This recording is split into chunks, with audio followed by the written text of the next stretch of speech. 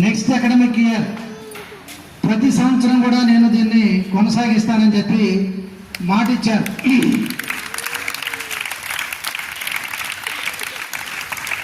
ప్రతి పిల్లల ఎక్కువ మార్కులు తెచ్చుకున్నటువంటి 10th అలానే ఇంటర్మీడియట్లో ఉన్నటువంటి పిల్లలకి నేను నగదు ప్రోత్సాహకాలు అందిస్తాను.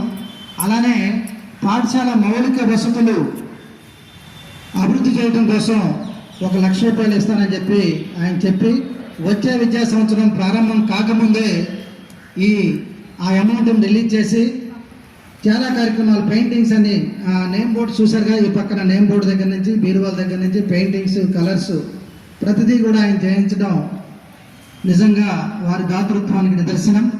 వారికి దేవుడు ఆయురారోగ్య ఐశ్వర్యాలు అందించాలని చెప్పి మనస్ఫూర్తిగా కోరుకుంటూ శ్రీ మురళీకృష్ణారెడ్డి గారు అధ్యక్ష స్థానంలో ఉన్నారు. వారిని కూడా వారి సందేశాన్ని అందించవలసిందిగా కోరుచున్నాం.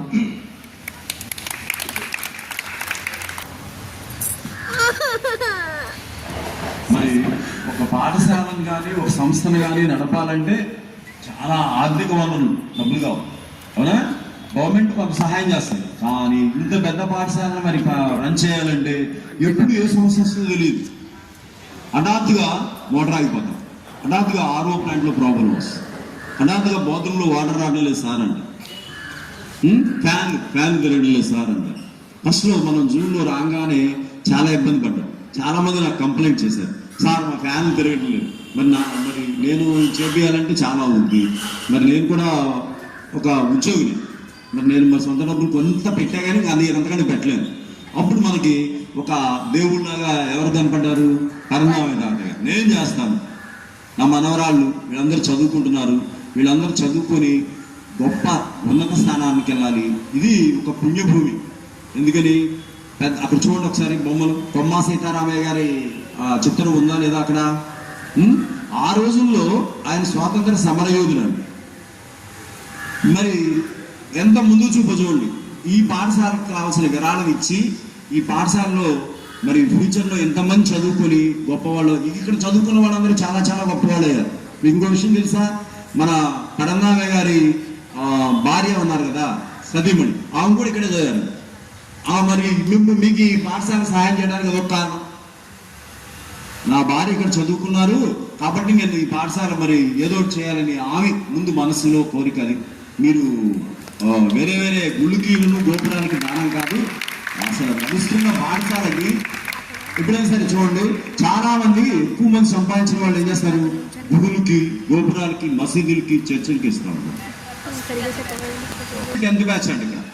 మరి ఏం చెప్పాను, మొన్నొకసారి ఒక ఆవిడ వచ్చింది తెలుసారా? ఇలా రాగానే మేడం గారు కూడా ఇప్పుడు ఫస్ట్ 10th క్లాస్ చదివిన జ్ఞాపకాలన్నీ మెదడుపురంలోకి వచ్చేసింది. నేను ఇక్కడ చదువుకున్నారు కదా.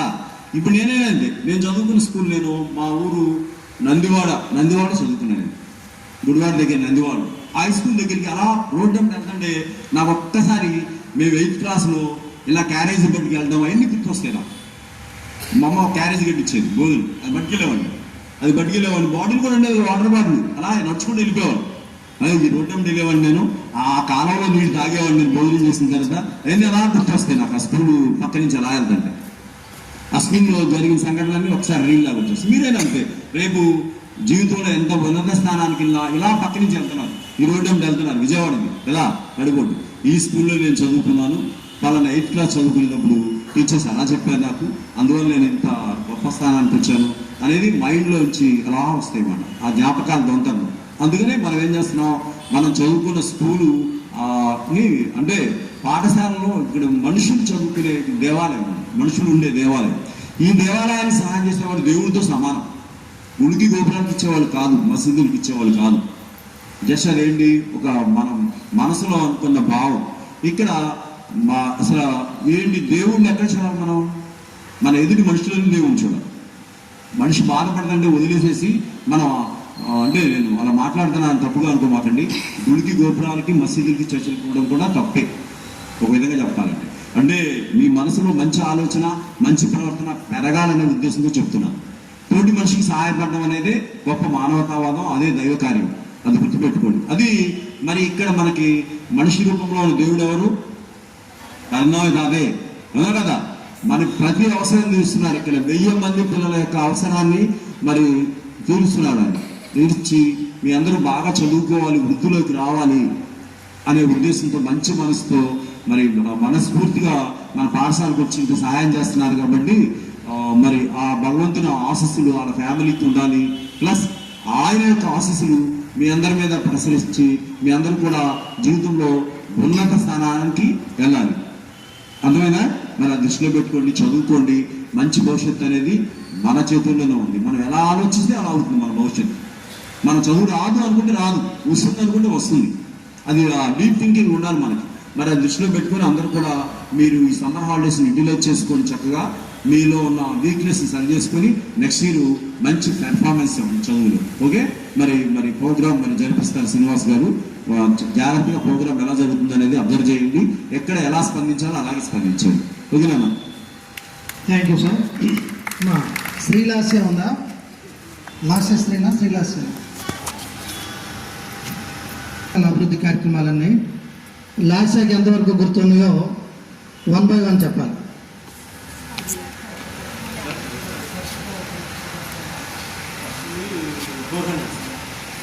కేవలం 400 లీటర్ల సామర్థ్యం ఉన్నటువంటి ఒక ట్యాంక్ ఉంది మన దగ్గర. స్టీల్ ట్యాంక్ అండి నాకు కనపడేది. అది పిల్లలందరికీ సరిపోవట్లా. మధ్యాహ్నం 11 వాటర్ అయిపోయి పాపం పిల్లలు చాలా ఇబ్బంది పడుతుంటే ఆయన ఎట్లనే ఒకసారి స్కూల్కి వచ్చి చూశారు.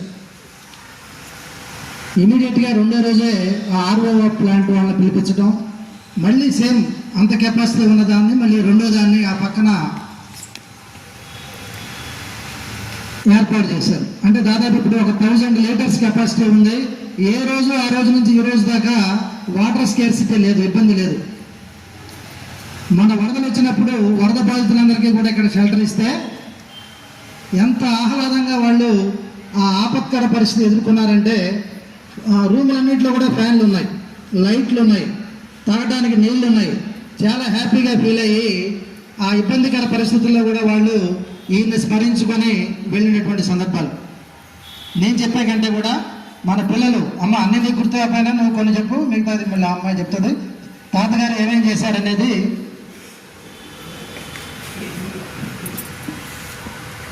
ప్రధాన అధ్యాపకులకి ఇంకా పరంధామయ్య తాతగారికి వేదిక మీద ఉన్న పెద్దలందరికీ నమస్కారం.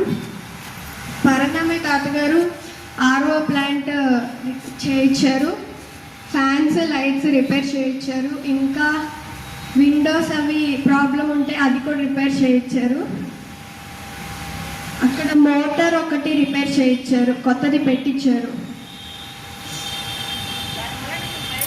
టాయిలెట్స్లో రన్నింగ్ వాటర్ ఇబ్బంది అయ్యేదండి. ఆ మోటార్ సరిగ్గా పనిచేయట్లేదు, ఎప్పటిదో పాతది. కొత్త మోటార్ కొనిచ్చడం, పైప్ లైనింగ్ వేయించడం. ఒకటేంటిగా వచ్చారంటే పాఠశాలలో మరి ఇంత పెద్ద స్కూల్లో ప్రతిరోజు ఏదో వాంటింగ్ ఉంటుంది. ఒక పనతన్ని ఇక్కడ ఏర్పాటు చేశారు, ఆయన్ని పిలిపిస్తారు. కార్పెంటరీ కావాలంటే కార్పెంటరీ, ఎలక్ట్రీషియన్స్ కావాలంటే ఎలక్ట్రీషియన్. సొంత ఇంటికి కూడా మనం అంత యుద్ధ ప్రాతిపదికన మనం పనులు చేయించుకోం. ఈ నోటీస్కి తీసుకొచ్చామంటే ఇమీడియట్గా ఇక పని గురించి మనం మర్చిపోవచ్చు. అంతటి ఏమైంది చెప్తాం. ఇంకా అలంకరించిన పెద్దలందరికీ నమస్కారాలు.